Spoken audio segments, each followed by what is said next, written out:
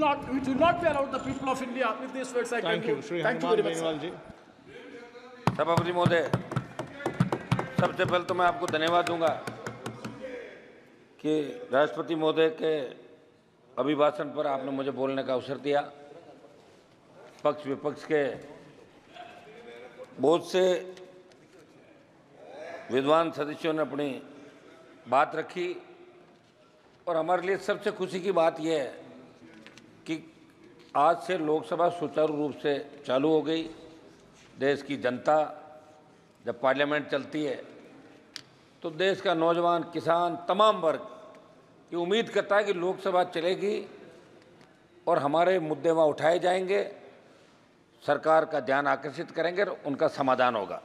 सभापति महोदय, राष्ट्रपति का अभिभाषण जो हमने देखा, स्कूली बच्चों को जिस तरह कहानी सुनाया करते थे, इसमें मुझे कोई विजन नज़र नहीं आ रहा है। बस ये अभिभाषण के पक्ष में जो कसीदे पढ़े जा रहे थे, सही बोला। मेरे हिसाब से तो 2 बार आप सत्ता के अंदर रहे और 2 बार सत्ता में रहने के बाद तीसरी बार जब आपको आधा अधूरा जनादेश मिला और उसके बावजूद इस तरह का अभिभाषण होता, तो ये क्या आप इस अभिभाषण के अंदर जब आपके कई हारे हुए माननीय जो सांसद चुनाव हार गए तो उन्होंने ये कहा था कि अग्निपथ योजना की वजह से हम चुनाव हारे। मेरे राजस्थान के अंदर भी 3 भारतीय जनता पार्टी के हारे उम्मीदवारों ने बात कही थी। समझ महोदय, अग्निपथ जो इस अग्निपथ योजना, सुनो मेरी, आप पहले कृषि मंत्री जी पता करो पूरा। अग्निपथ योजना और अग्निवीर उसके अंदर जाते हैं, उनको कहते हैं। तो अग्निपथ जो योजना है ये लेके आए और उसका विरोध हमने पहले दिन से किया। All party meeting, Lok Sabha Jodhpur में 2 लाख जवानों की रैली करी और देश का नौजवान कहीं न कहीं ये महसूस कर रहा है कि सेना के अंदर जो सम्मान पहले मिलता था, हमारे गांव के गांव जब सेना के अंदर कोई जाता तो गांव के अंदर बड़ा धूम धड़ाके स्वागत होता। मेरा बेटा सेना के अंदर गया। हम पंजाब से, हमारे सामने बैठे हैं मंत्री जी, बिट्टू जी, ये लोग यहाँ बैठे हैं। तो ये चूरू वाले MP साहब, सेना के अंदर जाने का मतलब रोजगार के लिए नहीं, वो गौरवान्वित महसूस करता है कि मैं सेना के अंदर गया। और उसका पिताजी गांव की चौपाल में कहते हैं मेरा बेटा सेना के अंदर गया। ये बड़ी बड़ी सादत 62, 65, 71 कारगिल की लड़ाइयों के अंदर हमारे नौजवानों ने दी। हरियाणा, पंजाब, उत्तर प्रदेश, राजस्थान और जितने अलग अलग रेजिमेंट जो हमारी बनी सेना के अंदर, वो रेजिमेंट का एक अलग नारा होता है और वो रेजिमेंट किस तरह लड़ाई लड़ती है। लेकिन इस अग्निवीर जो योजना, अग्निपथ योजना के अंदर अग्निवीर जो भर्ती किए और जिस तरह अग्निवीर को शहीद का दर्जा नहीं दिया जाता, अग्निवीर अगर लड़ते हुए शहीद हो जाता तो उसको शहीद सरकार नहीं मानती।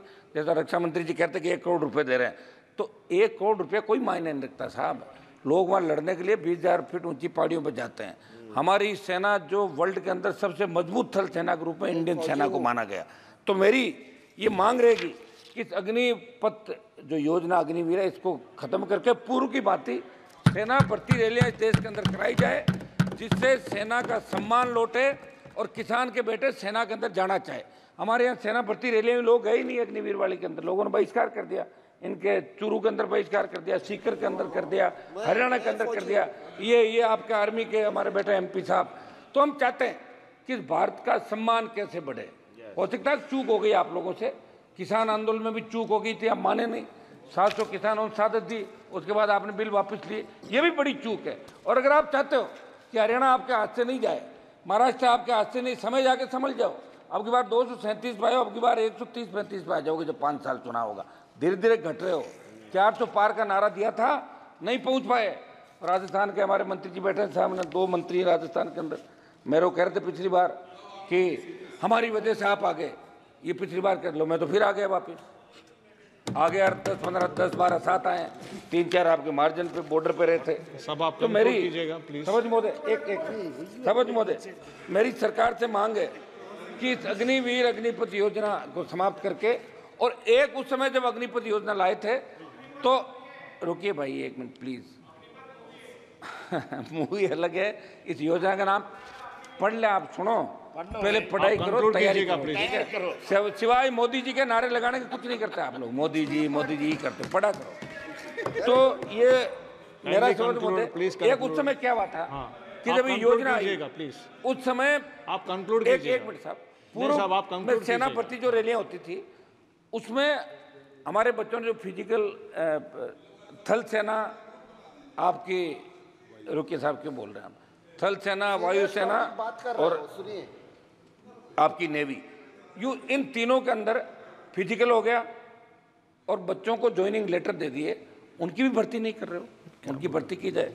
तो मेरी ये मांग रही है कि शपथ में अग्निवीर अग्निपथ को समाप्त करके और नए सिरे से सेना के सम्मान के अंदर बहुत चिंतित है पूरा देश, और आपके अंदर भी इस बात को लेकर हलचल है। निश्चित रूप से जब इस बार वोट की चोट लगी है तो आपके भी थोड़ी बहुत श्री तो सुदामा मुझे लग रहा है कि प्रसाद, श्री सुदामा 2 मिनट बोल रहे हैं साहब, आप एक बार शपथ मोदी 2 मिनट बात तो समाप्त करो मेरी, आप तो 2 ही मिनट में करा दिया। श्री सुदामा मैं प्रसाद समझ में 2 मिनट सबको दिया आपने, 2 मिनट सभापति महोदय, 2 मिनट में समाप्त कर लेता हूँ। इम्पोर्टेंट टॉपिक बात कर रहे अब मैं सिर्फ इम्पोर्टेंट टॉपिक पे बात करूंगा, उनको टोका टोकी नहीं कर रहा हूं। टॉपिक बात कीजिए लेकिन कंक्लूड कीजिएगा ना। महोदय, समाचार पत्रों में असंगठित उद्योगों के वार्षिक सर्वेक्षण में नेशनल सैंपल सर्वे ऑफिस के आंकड़ों को पढ़ रहा था।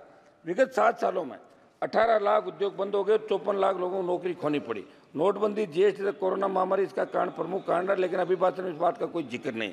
समझ महोदय, युवा आत्महत्या कर रहा है और नशे की बढ़ती प्रवृत्ति देश के लिए चिंता का विषय। सिंथेटिक नशा पंजाब, हरियाणा, राजस्थान, एमडीएमए, एलएसडी, इस पे कैसे रोकथाम हो, ये हम सब के लिए चिंता का विषय, सबको इस पर विचार करना चाहिए।